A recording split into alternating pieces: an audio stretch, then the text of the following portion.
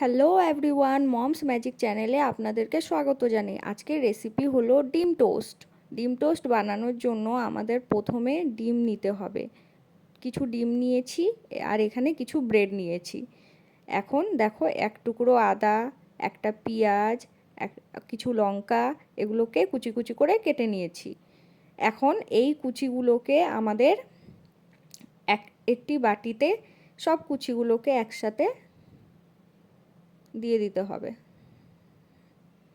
দেখো, পেঁয়াজ কুচিগুলো নিয়ে নিলাম আমি। এখন আদা কুচিটাও দিয়ে দিলাম পেঁয়াজ কুচির উপরে। এখন লঙ্কা কুচিগুলোও দিয়ে দিলাম। এখন এগুলোতে নুন হলুদ আমি স্বাদ অনুসার দিয়ে দিলাম।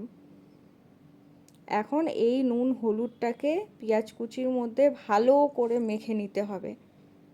মেখে এখন রেখে দিব। এখন গ্যাসটা জ্বালিয়ে দিলাম। কড়াইটি বসিয়ে কড়াইটা গরম হওয়ার পর এখানে সর্ষের তেল আমি দিয়ে দিলাম। তেলটা গরম হয়ে যাওয়ার পর আমি দেখো ডিমটা ফাটিয়ে ওই পেঁয়াজ কুচির মধ্যে দিয়ে দিলাম। এখন ভালো করে চামচ দিয়ে ব্লেন্ড করে ডিমটাকে আমি দিয়ে দিব কড়াইয়ে। তারপরে কড়াইয়ে দেওয়ার পর ডিমটাকে ভালো করে চারদিকে ছড়িয়ে এর উপরে দিয়ে দিব ব্রেড। দুটো ব্রেড দিয়ে দিচ্ছি। এখন উল্টে পাল্টে ভেজে নিলেই আমাদের ডিম টোস্ট রেডি। যদি রেসিপিটি ভালো লেগে থাকে আমার চ্যানেলটিকে সাবস্ক্রাইব, কমেন্ট, শেয়ার অবশ্যই করুন। Thank you.